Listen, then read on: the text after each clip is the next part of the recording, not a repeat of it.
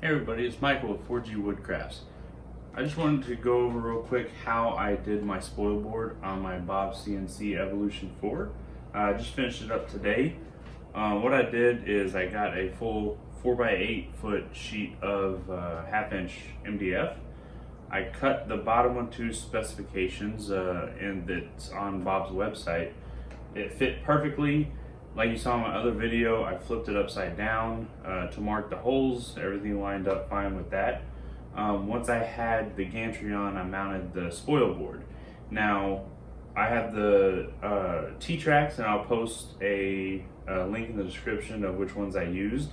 But what I did is I took this full width, and then I wanted 6 tracks, so it's 7 pieces of wood. So I divided I added the width of these, all 6 of them, and subtracted that from the total width, and divided the leftover by 7.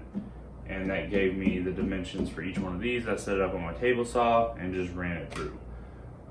Got those all cut, and then I just laid them all in here, and I've got like maybe 1/32 of an inch of a gap over here left over, so it turned out pretty good.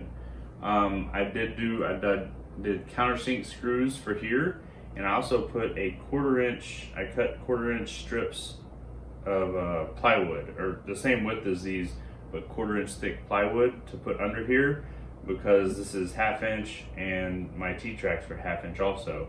So it just gave it a 1/4-inch raised.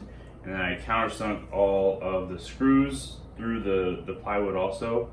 I did a full row here of 2 screws in each board, a full row back here, 2 screws in each board, and then one row of 1 here. There's no glue holding anything up. That's what I'm using.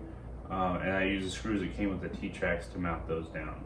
It still gives me more than 3 inches of clearance between the spoil board and the gantry. So still have plenty of room to work with that. Like I said, I'll put a link in the description of the T-tracks I used, but that is what I came up with. And this is my Evolution build so far.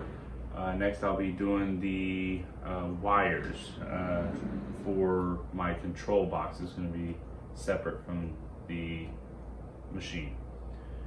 Alright, don't forget to like and subscribe, and I'll see you in the next video.